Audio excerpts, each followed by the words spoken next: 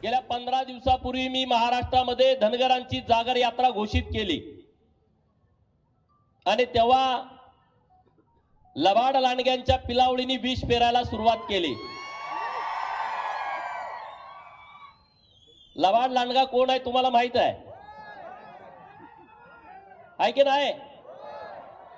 कुणाकुणाला माहित आहे हात वर करा।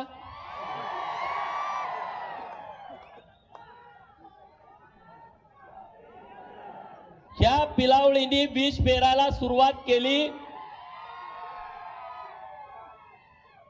की गोपीचंद पडळकर एका बाजूला धनगराच्या आरक्षणाची लढाई मुंबईच्या उच्च न्यायालयामध्ये सुरू आहे असं बोलतोय, तिथं प्रलंबित आहे असं बोलतोय, आणि दुसऱ्या बाजूला धनगरांची जागर यात्रा काढतोय। मला त्या सगळ्या लोकांना सांगायचं आहे, त्यांच्या पिलावळींना सांगायचं आहे, आपल्याही लोकांना सांगायचं आहे की धनगर समाजाच्या आरक्षणाच्या लढाईमध्ये आपण 2 टप्प्यात चाललोय। प्लान ए, महाराष्ट्रातल्या धनगरांची आरक्षणाची लढाई आपण न्यायालयामध्ये लढतोय आणि न्यायालयानं 8 डिसेंबर, 11 डिसेंबर आणि 15 डिसेंबर या 3 तारखा धनगर समाजाच्या आरक्षणाच्या अंतिम सुनावणीसाठी दिलेल्या आहेत। म्हणजे मी तुमच्या समोर बोलतोय 22 ऑक्टोबरला, आता किती दिवस राहिले तुम्ही मोजा, की एवढ्या दिवसामध्ये आपल्या आरक्षणाची अंतिम सुनावणी होतीये। आणि उच्च न्यायालयाने हेही सांगितलं की नाताळाची सुट्टी झाल्यानंतर धनगर आरक्षणाच्या केसचा निकाल आम्ही देणार आहे। आणि मला 1,00,000% विश्वास आहे, बिरोबाचा आशीर्वाद आहे, माकूबाईचा आशीर्वाद आहे, बाळूमामाचा आशीर्वाद आहे, आणि गेल्या 70 वर्षामध्ये धनगरांच्या वरती जितका अन्याय झाला तितका अन्याय देशातल्या कुठल्याच जातीवरती झाला नाही। आणि त्यामुळं उच्च न्यायालयामध्ये जवळपास माननीय मधु शिंदे यांच्या नेतृत्वाखाली महाराणी अहिल्यादेवी प्रबोधिनी विचार मंचनं किमान 170 पुरावे धनगरांच्या बाजूने सादर केलेले आहेत। आणि दुसऱ्या बाजूला राज्य सरकारनं धनगर या राज्यामध्ये अस्तित्वात नाही हे शपथपत्रावरती दिलं आहे। 2019 ला, 2022 ला आणि 2023 ला सरकारच्या वतीनं पुन्हा 2 शपथपत्र धनगरांच्या बाजूने दिलेले आहेत। म्हणजे जी खरी परिस्थिती होती ती दिलेली आहे। आणि त्यामुळं 1,00,000% निकाल हा आपल्या बाजूने लागेल।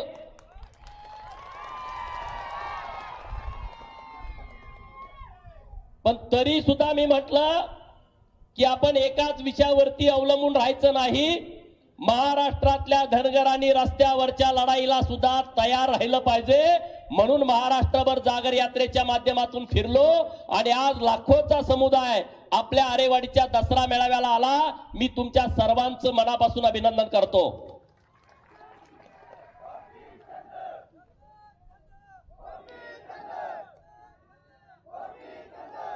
कारण आपल्यामध्ये फूट पडावी असा अनेक प्रयत्न केला जातोय। अनेक ठिकाणी वेगवेगळ्या ठिकाणी तुम्ही कसं विभागला जाल अशा पद्धतीचं षडयंत्र महाराष्ट्रामधून राबवलं जात आहे।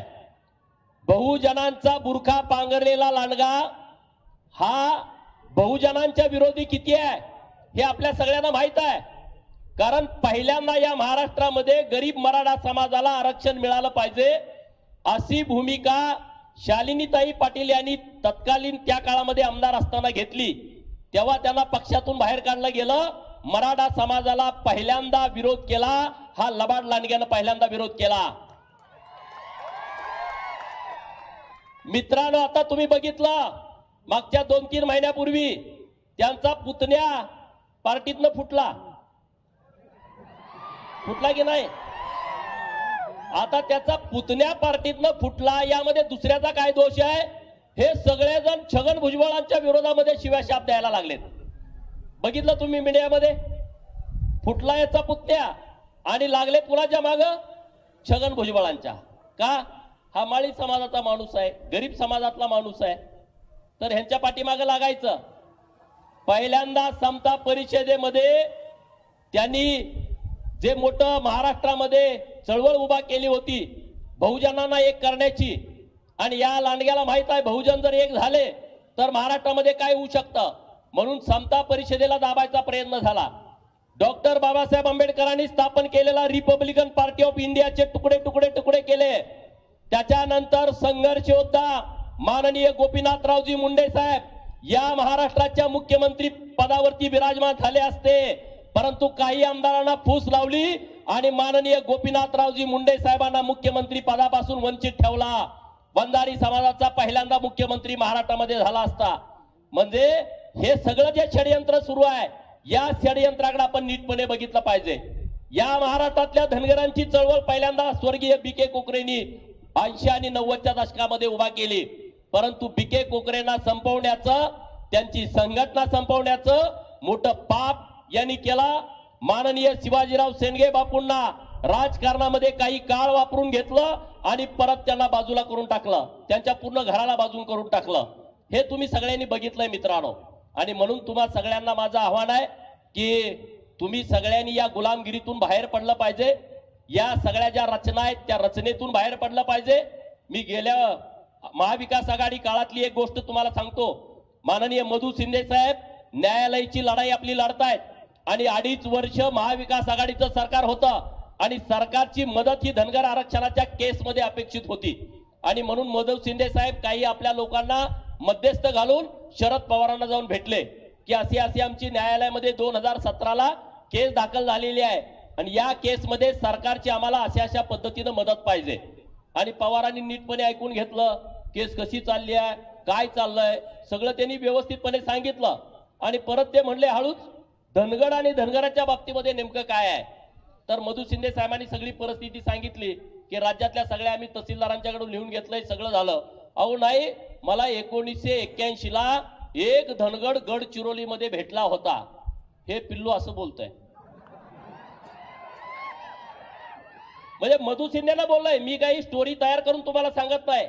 एक धनगड मला 1981ला गडचिरोलीमध्ये भेटला असं पवारांनी माननीय मधू शिंदेना सांगितलं. मधू शिंदे साहेब म्हणले एका माणसाला कुठं आरक्षण दिलं जातं का? एका माणसाची जात, त्याला काय बायको, त्याला पोरं काय आहे का नाही? त्याला बाप, त्याला आई, त्याला आजोबा, त्याला पंजोबा, त्याला मामा, त्याला मामी, ही काय नाती गोती आहेत का नाही? आणि मग नाही, मी ते नुसतं बघितलं होतं. म्हणजे विष कसं पेरायचं ते ह्या सगळ्या माणसाकडून आपण शिकलं पाहिजे. म्हणजे बघितलं पाहिजे कशा पद्धतीनं हे विष पेरतात आणि त्यातून आपण काहीतरी शिकलं पाहिजे. म्हणजे मी त्यांच्याकडून शिकलं पाहिजे हे शब्द बाजूला काढून टाका की आपण त्याच्यातून काहीतरी शिकलं पाहिजे. मित्रांनो, मी उगाच त्यांच्या विरोधात बोलत नाही. इकडे चौंडीला आमचं उपोषण सुरू होतं, तिकडे लेक आणि नातू गेला की धनगरांना आरक्षण मिळालं पाहिजे. आणि तिकडे 1 ऑक्टोबरला आदिवासी हक्क परिषद होती, त्यामध्ये जाऊन तिथं बाजू काय म्हणताय की आदिवासीमध्ये आम्ही कुणालाही येऊ देणार नाही.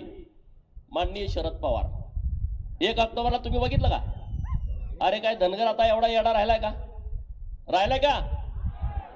स्वतःची काय बुद्धी आहे का नाही आपल्याला? आहे की नाही? अरे मोठ्या आवाज येऊ द्या. अरे आता परिस्थिती पूर्णपणे बदलली आहे. लोक सगळी जागृत झाली आहेत. लोकांच्याकडे सोशल मीडिया आला, लोकांच्याकडे व्हॉट्सअप, फेसबुक, ट्विटर आलं. मेंढका सुद्धा ट्विटरवरती कमेंट करायला लागला, मेंढका ट्विटरवरती बोलायला लागला. आता अशी परिस्थिती झालेली आहे. आता लोकांना लबाड बोलून चालणार नाही, लोकांना फसवून चालणार नाही. आणि म्हणून तुम्हा सगळ्यांना माझं आव्हान आहे की आपल्याला संघटित यावं लागल, आपल्याला एकत्रित यावं लागल. धनगर आणि धनगरांचा विषय आहे. 1990ला जर धनगर आणि धनगरांचा विषय मुख्यमंत्री शरद पवार असताना जर मिटवला असता तर आज आपल्याला महाराष्ट्रामध्ये संघर्ष करावा लागला नसता. तो 2019ला देवेंद्र फडणवीसांनी मिटवला की धनगर राज्यामध्ये अस्तित्वात नाही, आहे तो धनगर आहे हे शपथपत्रावरती लिहून दिलं. मित्रांनो, हे 90ला व्हायला पाहिजे होतं. 90ला जर एनटीच्या ऐवजी एसटी नोटिफाय आपण झालो असतो तर 95, 99, 2004, 2009, 2014 आणि 2019 किती निवडणुका झाल्या बघा. एवढ्या निवडणुकामध्ये किमान तुमचे प्रत्येक निवडणुकीमध्ये 35 आमदार गेले असते. जर 90-91ला जर धनगर हा एसटीची अंमलबजावणी झाली असती.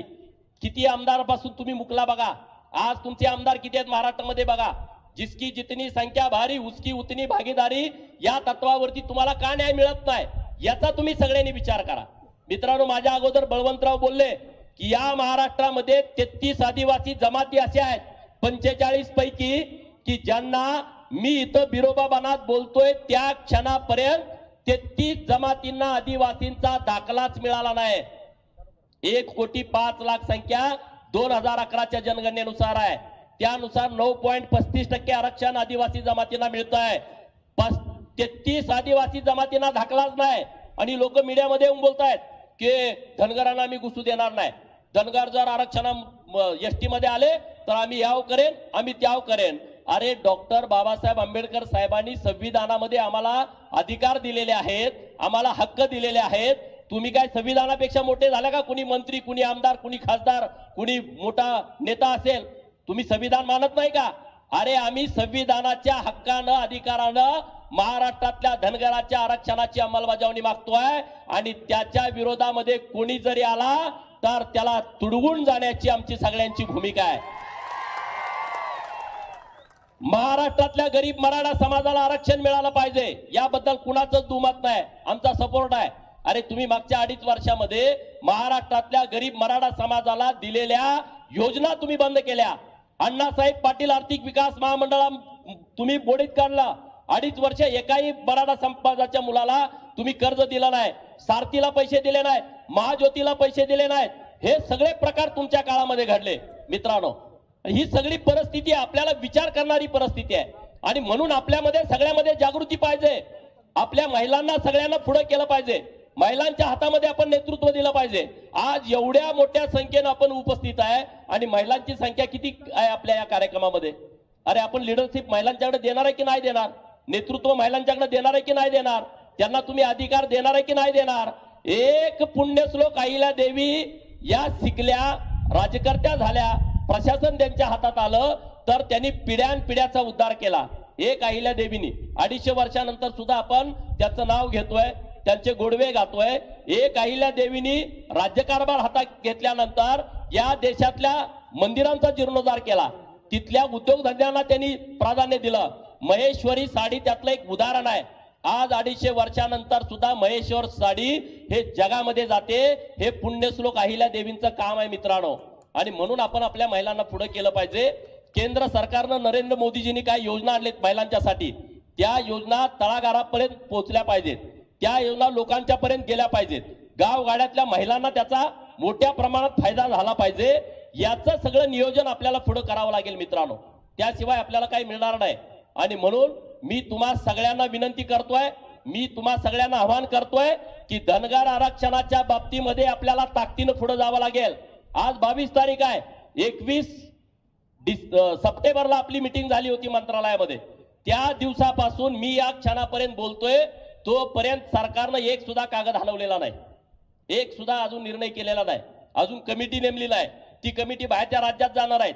मी काय त्यांना GR दिलेत, परवा माननीय मुख्यमंत्री उपमुख्यमंत्री महोदयांना भेटून छत्तीसगडचा GR दिलाय की हा GR बघितल्यानंतर महाराष्ट्रातल्या धनगरांना राज्य सरकारच अंमलबजावणी करू शकतं। हे इतके सगळे GR दिलेले आहेत, परंतु अजून काही हालचाल नाही। मी आपल्या माध्यमातून सरकारला सांगतो की ताबडतोब तुम्ही कमिटी जाहीर करा आणि ती कमिटी छत्तीसगड, बिहार, मध्य प्रदेश आणि तेलंगणा सरकारकडे ही माहिती घेण्यासाठी पाठवा, ताबडतोब पाठवा। कारण तुम्ही आता वेळ दिली 60 दिवसाची आणि आज 31 दिवस झाले, 29 दिवस सरकारच्या हातामध्ये आहे। 29 दिवसानंतर महाराष्ट्रातला धनगर समाज परत रस्त्यावरती उतरला तर त्याला जबाबदार सरकार असेल, त्याला जबाबदार धनगर समाजातलं कोणी असणार नाही। बरोबर का चुकीचं आहे? बरोबर आहे का चुकीचं आहे? आणि म्हणून सरकारने जे काय आम्हाला दिलं ते आम्ही मान्य केलं की धनगरांचा तुम्ही सर्टिफिकेट दिला, धनगर समाजाच्या बाबतीमध्ये 2 ऍफिडेव्हिट दिली। पुण्यश्लोक अहिल्यादेवींना च्या नावानं सोलापूरच्या विद्यापीठाला नाव देवेंद्र फडणवीसांनी दिला। माननीय मुख्यमंत्री आणि उपमुख्यमंत्री महोदयांनी 31 मेला चौंडीमध्ये अहमदनगर जिल्ह्याचं नाव बदलून पुण्यश्लोक अहिल्यादेवी नगर करण्याची घोषणा केली, तर त्यांचं मी अभिनंदन करतो। पण सरकारकडे मी मागणी केली, जेव्हा आपली मीटिंग झाली तेव्हा सरकारकडे काही मागण्या केल्या, त्यामध्ये आपली जी केस चालू आहे त्यामध्ये कुंभकोणी साहेबांची कायम नियुक्ती करावी अशी आपल्या सगळ्यांची मागणी होती, ती सरकारनं मान्य केली। दुसरी आपण मागणी केली की या राज्यामध्ये 10,000 कोटींची तुम्ही घोषणा केली मेंढपाळांच्यासाठी, तर त्याच्याबद्दल जिल्ह्याच्या सगळ्या संस्था स्थापन झाल्या, तर आता त्याच्याबद्दल तुम्ही महाराष्ट्राचं फेडरेशन तयार करून त्याचा अध्यक्ष लवकरात लवकर डिक्लेअर करा, म्हणजे धनगर समाजाची ती योजना तळागाळापर्यंत जाईल. तिसरी मागणी आपण मेंढपाळांच्या बाबतीमध्ये, अरे मेंढपाळांना कुणी मारतं, कुणी मारझोड करतं, मेंढपाळाला इकडे येऊ नका तिकडे येऊ नका, मोठा अन्याय अत्याचार करतं, तर त्याच्यासाठी स्वतंत्र कायदा तयार करावा. आणि वन क्षेत्रामध्ये धनगरांच्या आमच्या मेंढपाळांना चराई कुर्ण जी होती त्या कुर्णावरती तुम्ही येऊ देत नाही, त्याच्याबद्दल सरकारकडे आम्ही मोठ्या प्रमाणात मागणी केली. ज्या आरेवाडीच्या बिरोबाच्या बनामध्ये आपण बोलतोय, ह्या आरेवाडीचं बिरोबाचं बन, पट्टण कोडोलीचा बिरोबा, वासीचा बिरोबा, फुलजंतीचा महालिंगराया आणि हुन्नूरच्या मंदिराचा हा 5 मंदिराचा एक विकास आराखडा सरकारनं तयार करावा, ही मागणी आपण सरकारने केली आहे आणि ती सरकारनं मान्य केलेली आहे. म्हणजे हा विकासाचा आराखडा सरकारनं तयार करावा आणि 200 कोटी रुपये हे बिरोबाच्या बनामध्ये सरकारनं खर्ची करावेत, ही आपली मागणी सरकारकडे होती. मित्रांनो, महाराजा यशवंतराव होळकर यांचं जन्मगाव वापगाव, तो किल्ला ताब्यात घेण्यासाठी आपण सगळेजण संघर्ष करतोय आणि सरकारनं आता निर्णय केलाय तो की वापगावचा किल्ला हे राज्य सरकारच्या ताब्यामध्ये घेऊन तिथं महाराजा यशवंतराव होळकर यांच्या उंचीला साजेच असे स्मारक बांधायचा सरकार निर्णय घेत आहे. ती मागणी आपण सरकारकडे रेटून लावून धरलेली आहे.